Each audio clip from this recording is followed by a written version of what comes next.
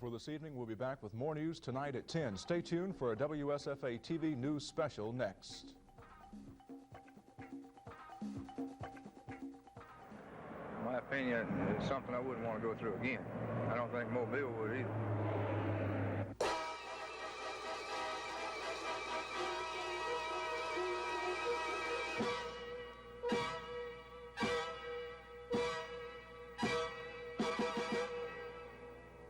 This is a WSFA TV News special report. Hurricane Frederick, aftermath.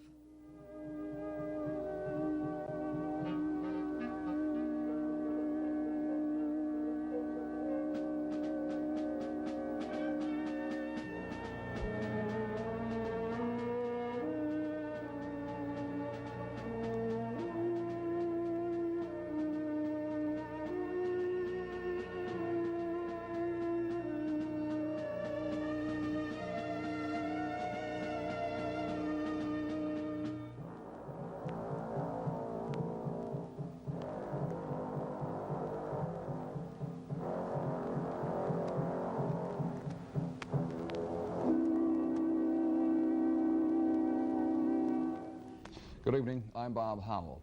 It's hard for most people to imagine the force of winds blowing at speeds up to 145 miles an hour. But when the residents of Alabama and Florida's Gulf Coast returned to their homes following Hurricane Frederick, there were no doubts in their minds as to the destructive force contained in one of the most devastating hurricanes to hit the U.S. in the last 11 years. Tonight, we'll retrace the story of Hurricane Frederick and the efforts of its victims to recover. Let's go back now to the night of September 12th in downtown Mobile. By nightfall, the city's streets were deserted. Hundreds of thousands of residents all along the Gulf Coast were gone, having moved to cities far away to wait out the storm. By 7:30, the first winds of Frederick reached the Mobile business district. Street lights, traffic signals, and signs were the first to go. Then store windows blew out, and the limbs on the huge oak trees bent and broke. Around 3:30, the wind subsided for a short time, long enough for a quick look at the business district along Government Street.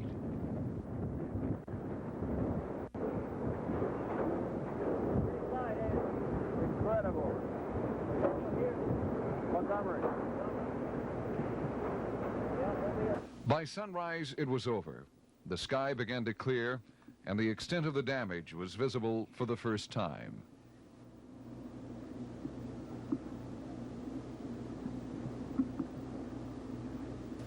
The Admiral Sims Manor, once a landmark hotel and now a retirement home, had few of its dozens of windows left intact. Nightclubs and businesses along Royal Street were ravaged by the winds and soaked with the heavy rains. The streets were flooded. Parking lots were now 2 to 3 feet deep in water. Bienville Square's mighty oaks were now only skeletons, their roots littered with debris. Mobile's First National Bank had hundreds of its decorative blocks blown out of their several stories. But these first scenes were only the beginning of the story of destruction. Only hours after the sun came up, thousands of residents were trying to get back to their homes along the Dolphin Island Parkway, only to find the roads blocked and flooded. Some of the more persistent of them trudged on through the water, which was filled with snakes and high power lines, both victims of the storm. Some of them were lucky. My house is in good shape. Trees all, down in the yard, and I got a shed out back. It's pretty well tore up, and my fence is all tore up from the trees, but my house is in good shape. Which I'm not as lucky as some of the guys down here are not as lucky as myself. There's some pretty extensive damage to the tops of their houses and so forth, where trees hit them and some wind damage where you can see where it was tore off by the wind. But others who made their home in this mobile home park were not so fortunate. They returned to find their homes smashed and torn apart. The scene east of Mobile along the Interstate 10 causeway showed another side of Frederick. Portions of the highway were washed away. The old road, which parallels the new bridge, was covered with water from Mobile Bay. But this was only the beginning of one of the most massive recovery efforts ever undertaken by state and local officials, aimed at trying to help the victims survive. As we said earlier, the evacuation of the Gulf Coast saw more than 300,000 people leave their homes to seek safer surroundings. This well-coordinated effort is credited with the exceptionally low loss of life in the hurricane. Officials say now that 13 people were killed in incidents related to the storm, a figure much lower than recorded when Hurricane Camille blew into the Mississippi and Alabama coastal area a decade ago. But where did the people go when they left their homes in the hours preceding the hurricane? One place was Montgomery and the Garrett Coliseum building. Michael Jones has that story. As thousands fled Mobile and other parts of the Gulf Coast, Montgomery became a refuge from the storm. Local motels were booked solid by Wednesday morning. So the Red Cross set up Garrett Coliseum as an emergency center. During an emergency, the Coliseum can accommodate up to 2,500 people. That night, close to 1,100 stayed there. The Red Cross set up accounts at 2 local groceries so food could be purchased through the night. Over 1,000 dinners were served, and the refugees were made as comfortable as possible. Edie Gregory was one of those in charge of the effort, which was the largest by the Red Cross since the floods of 1961. She says the Red Cross learned more from the actual experience than from all the trial runs on paper. And she feels they did a good job. I do. You proud of the job you did? Yeah, we have heard we've had some good feedback from some of the people that were in the shelter, and that's where we tell, I think. Yeah. Satisfied customers. Yeah. When we return, we'll go back and reconstruct for you the events of the first full day after the hurricane struck.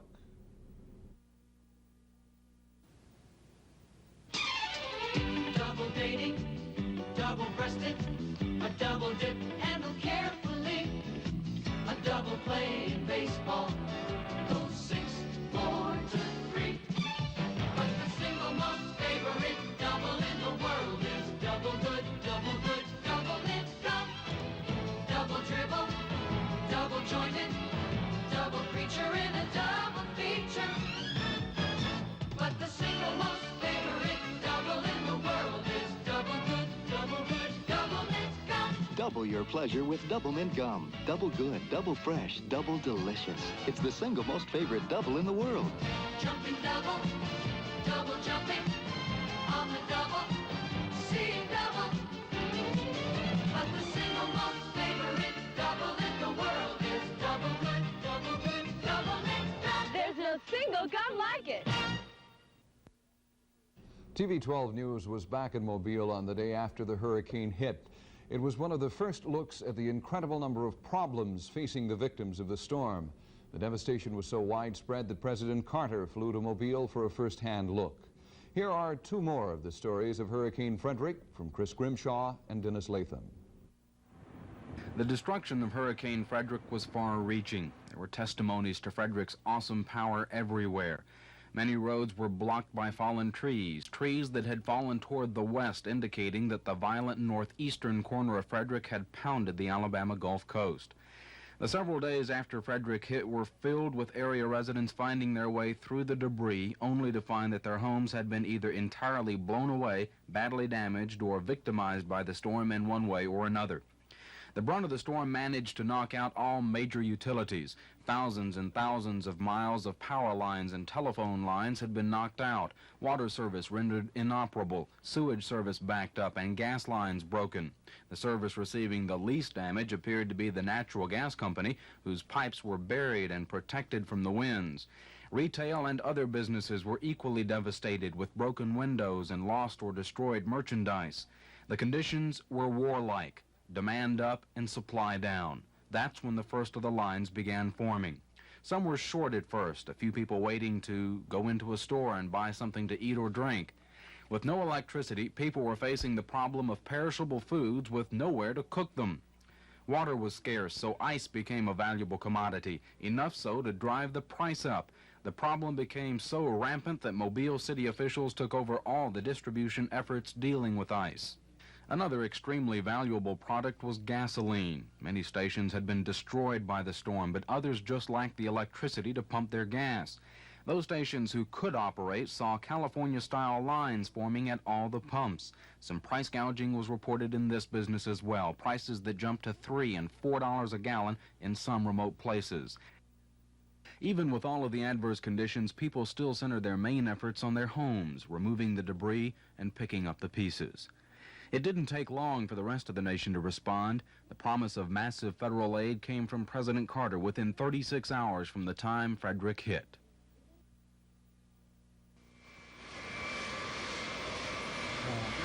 Air Force One arrived at Bates Field about 10 o'clock. The president and a host of other officials, including many members of the White House press corps, filed off the plane to meet local officials. The president talked with Governor Bob James, Florida Governor Bob Graham, and Mississippi Governor Cliff Finch briefly before addressing the waiting media. Carter said he was impressed at the way Governor James and others had prepared for the storm, and said the evacuation of the areas beforehand was the largest in the history of the United States. The president also promised federal aid to help rebuild the areas along the Gulf Coast.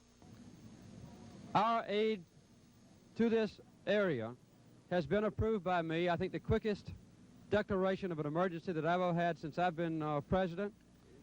And we will continue this aid not just for a few days or a few weeks, but on a long and sustained basis until the damage caused by this hurricane has been repaired. This might take not only months but several years, but we will be here working with local and state officials to make sure that the damage is repaired as best we can, and also that adequate aid is provided. The president, Governor Bob James, and other officials climbed aboard the presidential helicopter for a close-up look at the destruction along the Mississippi, Alabama, and Florida Gulf Coast. When we return, we'll take a look at the problem of looting in Mobile. No one needs to tell you the new Curtis Mathis remote control is handy. To make sure it's reliable, we make it 100% solid state with no moving parts to wear out. And we can give it the same exclusive 4-year limited warranty that goes on our sets. Remote control reliability is another reason Curtis Mathis is the most expensive television in America. And another reason it's darn well worth it. Available at Radio Hospital Montgomery and Griff's TV Andalusia. I've never done this before. Put on the record. Your Peerless Washerless Designer Faucet is easy to... With our step-by-step instruction record, plus our flexible copper tubing, you'll install this Peerless Washerless Faucet like a pro. It's beautiful. You're beautiful. What are you doing? Putting on something a little more romantic. Peerless Washerless Faucets are available at these stores. Damage from tornadoes and windstorms runs into millions of dollars every year, and property replacement costs get higher and higher. A good question to ask yourself at this time: are my home and other properties fully insured against loss? Make sure. See or call your local Farm Bureau agent for an up-to-date insurance appraisal of your home and other properties. Full Farm Bureau insurance coverage, plus savings up to 25% and maybe more, relieves anxiety. Be smart. See or call your Farm Bureau agent. Your neighbor has. The victims of Hurricane Frederick were struggling in the early days following September 13th. There was little power, food was spoiling, and there was widespread looting and reports of price gouging. Here are 3 more parts of the story of the aftermath of the hurricane. The price gougers sold chainsaws for more than 10 times their original value. A bag of ice went for $5. A gallon of gasoline reached $2.50 a gallon. Looters had begun to scout around to see what they could steal from the overwhelmed and saddened victims of Frederick. Mayor A.J. Cooper of Pritchard, Alabama, ordered the thieves shot. Our orders were to stop the looting, to establish a police presence so that those who had intentions to loot would change their minds. Our instructions to our police officers were to fire 2 warning shots and then shoot to stop those individuals who refuse to obey police instructions. Shoot to kill. That can be an interpretation. If we can shoot them in the foot and accomplish the purpose, I'd prefer to shoot them in the foot. Con men and other unscrupulous businessmen showed up on the coast offering home repairs and took money for services that were never performed. One man is now in jail on charges he never intended to deliver building supplies to one family. One scam worked on the storm-racked coast residents with workmen and repairmen who showed up wanting to collect their pay before the work started. The schemes have already caused losses to some people of nearly $1 million. State Attorney General Charles Graddick was prompted by it all to look into the possibility of getting bills passed to help prevent some of the fraud and price gouging. So much price gouging going on in Mobile now that is something that we're going to have to address ourselves to, or the legislature will, and I hope to give them some help in drafting some legislation with regards to price gougers and other scheming rip-off artists that come in times of disaster. Although it's still hard to believe some parts of the Alabama coast look like World War II bombing sites with health hazards as another complication, Chris Grimshaw reports that it is true. Because damage was so widespread in Gulf Shores, a steel clamp of security was quickly placed on the entire area. A contingency of state troopers and National Guard troops were moved in to enforce the emergency condition rules. They included a check of all people coming onto the island. Only residents owning property were allowed to enter. Even then, those allowed in had to list items they intended to salvage and have it checked as they left. A curfew from 7 p.m. to 7 a.m. was strictly enforced. The reason was plain to see. More houses than not had been blown open and the contents spread for miles. Some of the most violent damage occurred along the miles of Gulf Shore. Where homes once stood, now only pillars remained. For every home still remaining along this and other segments of the beach, 4 others used to exist. Immediately, officials of the governor's office set up a command post to help control the area. From this church, hundreds of volunteers were organized to begin cleaning up that mess. After nearly a week of work, the debris still littered most of the area. Several hundred work release inmates from Alabama prisons were brought in to help. Most of the debris was taken to any of several burn sites, but officials had to become very careful. The trees were beginning to dry out and forest fires were a potential and deadly hazard. Except for the controlled sites, all outdoor burning was banned. The Salvation Army and Red Cross were integral parts in the survival of those who stayed to work. Water was shipped into the area in sealed Coca-Cola syrup cartons. Food was distributed at no charge. Centers for incoming residents were also set up. Residents on their way to look for the remnants of their property. Getting to their homes was one problem along the beach area. Sand dunes, once on the beach side of the homes, now stretched inland. Roads and yards were buried under several feet of sand. National Guard troops brought in heavy equipment to move the sand. In some places, it was futile, as here, where a segment of the bridge was missing. Another problem with the leveled dunes was much more serious. Many residents had septic buried in the dunes. When they were blown away, the tanks were exposed. Most were destroyed, leaving the contents exposed. Health officials were worried about the contamination of surface water, so those tanks were ordered filled with sand and abandoned. The water in the city was contaminated, and people were told to boil what water they used unless it was brought in from elsewhere. Water activities in the ocean were also banned because of sewage contamination. It took over a week to restore power to 2 of the local restaurants. Even then, most of the volunteer workers and residents were totally dependent on donated food, such as that collected when Governor James made his statewide plea. Dennis Latham has a look at the James plea and the response by Alabamians to their southern neighbors in need. A high-level cabinet meeting at the governor's mansion resulted in several decisions about hurricane relief. One was the official declaration by Governor James of a civil defense emergency. The other, plans to launch a massive food drive for the Mobile area.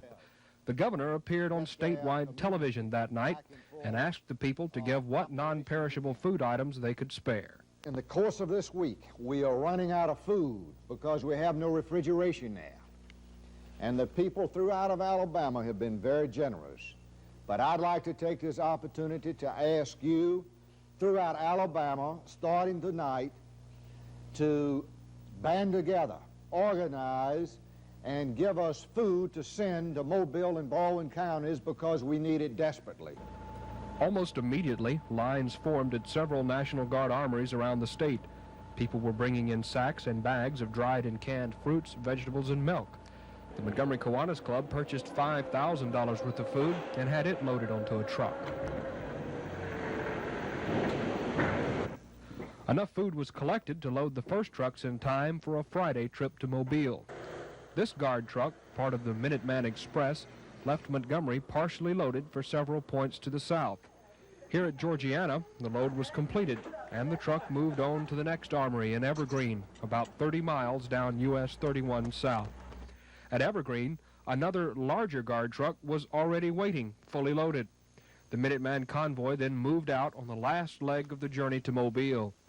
The sun was low in the sky as the trucks, fully loaded with food from the rest of the state, approached the port city by the way of Interstate 65. The Municipal Auditorium in Mobile was the gathering place for the trucks of food. There were several other trucks inside the auditorium already. All were to be watched over by National Guard troops until morning. As the sun rose on Mobile, preparations were underway to dispatch the trucks to several different points in the area for final distribution. At about the same time, hundreds of utility trucks were rolling through the area. Thousands were still without power or phone service. A report on that when we return. As Dennis said, the restoration of power in the stricken area was of grave concern, and the plight of the farmers and the timber harvesters in southwest Alabama was equally of concern. We'll be back with those stories in a moment. The unmistakable beauty of real gold. Solid 14-karat gold jewelry from Southern Bank. Crafted in Italy and yours free or at special low prices with a qualifying savings deposit. Choose from an exciting collection of elegant designs. Fine gold bracelets, earrings and stick pins, and lovely gold chains in a variety of lengths and styles.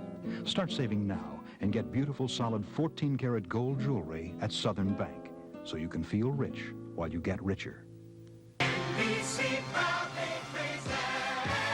Putting on a whole new face, dressing up with lots of style, putting on a special look, breaking out a great big smile.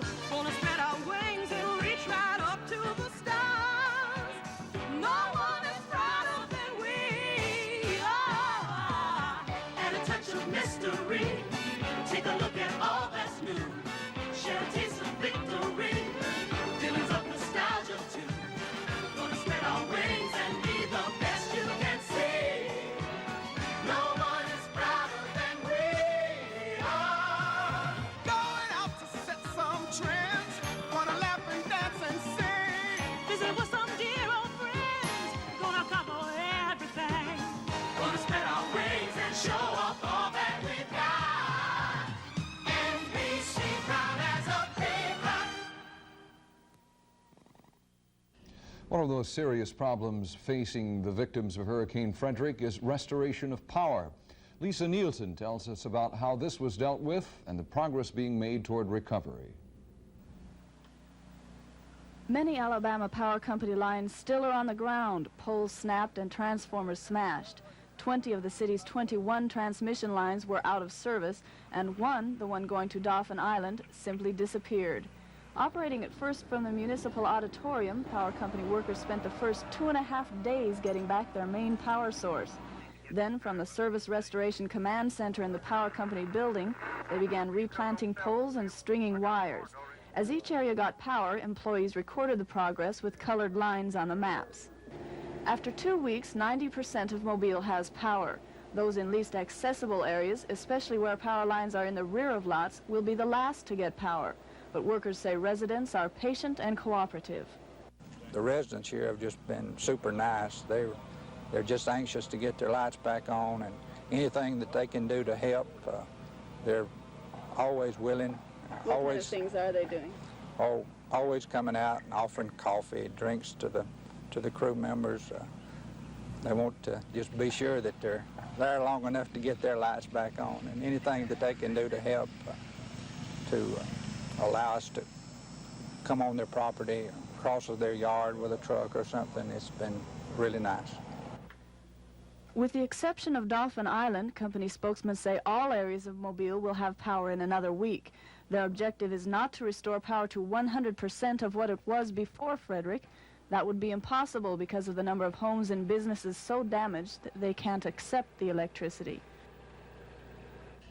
Farm and timber operations in the affected area were hard hit too. Paul Roth gives us a sample of the problems facing the agriculture and timber industries along the Gulf Coast, where one pecan grower, Charles Barnhill, says his trees were wiped out.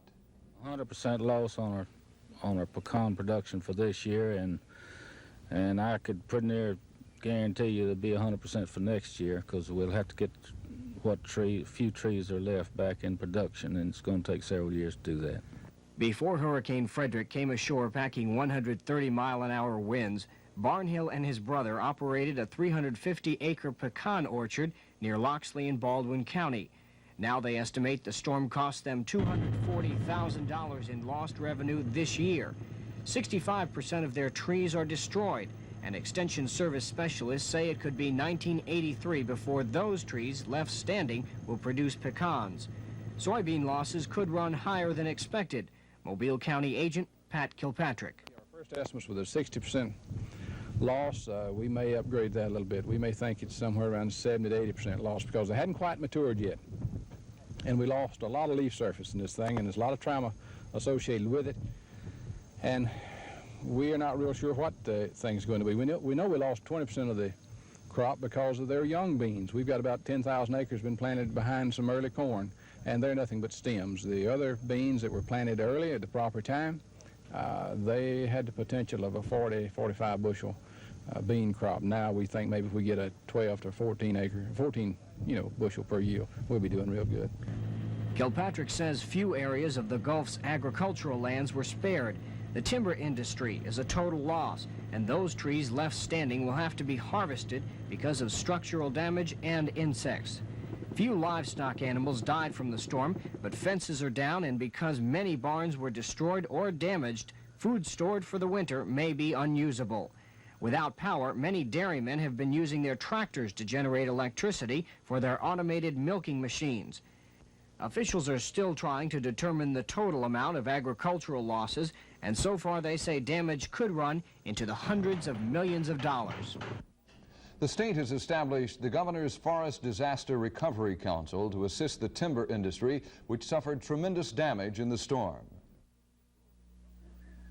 Governor James toured the Relief Center in Jackson, Alabama on Friday of this week. There he met with House Speaker Joe McCorkadale, who serves as chairman of the council, and State Forester C.W. Moody. We discussed in this presentation this area takes from the forest some $100 million worth of timber per year. A very simple arithmetic will show you that to recover, to salvage a majority of this timber, we've got to increase the productive efforts some 6 to 7-fold. And I think that the industry, the forestry department, and the various related agencies are going to accomplish that. And if they do, and I think they will, and I want you to know that my office is going to support 100%, as is the Speaker, is already by serving as chairman of the Forest Disaster Recovery Council. I don't have the words to express what this recovery, if it's as successful as we anticipate it will be, will mean to the people of this area. Timber loss statistics are staggering. Forestry officials say more than $333 million in timber was lost to the storm. That's $110 million more than the entire last year timber sale in the state. Officials estimate Baldwin County sustained the highest dollar loss, followed by Mobile, Washington, and the other surrounding counties. State Forester Moody says the center is trying to assist timber operations in several ways, including a toll-free timber hotline. If you need assistance in this area, you can call that toll-free number, 1-800-672-6939, to talk with members of the staff at the Governor's Forest Disaster Recovery Council in Jackson, Alabama. After our look back at the devastation of Hurricane Frederick, the $1.25 billion in property losses, a tribute is due to the thousands of people who worked to coordinate the safe evacuation of the residents along the Gulf Coast and the statewide food program. It was a time of cooperation between many agencies, too many to name individually. It was a time when people pulled together to keep the loss of life at a minimum. It was a time when almost all of the people who were affected came together to survive the aftermath of Hurricane Frederick. Thank you for watching. Good night.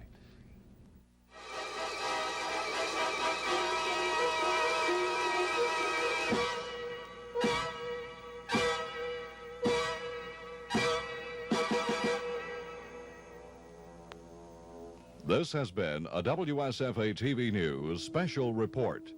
Hurricane Frederick, Aftermath.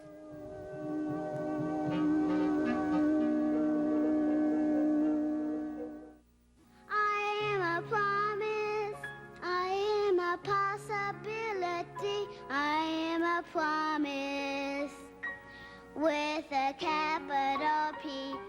I can be anything, anything God wants me to be.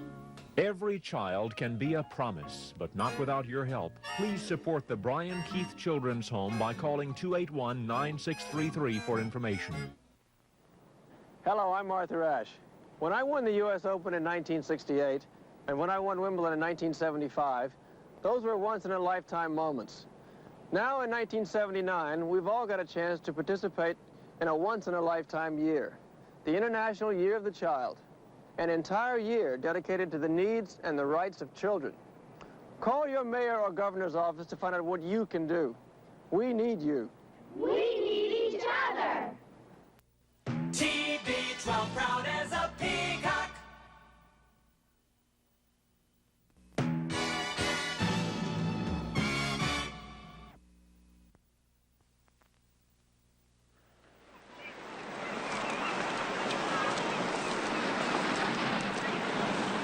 Breath away. Elements took the sugar out. You can really taste the mint. So fresh, they take your breath away. Cool refreshment, Velamint. Sugar-free Velamint. You really taste the mint. 3 refreshing flavors. Instant photography by Kodak and the first day of school.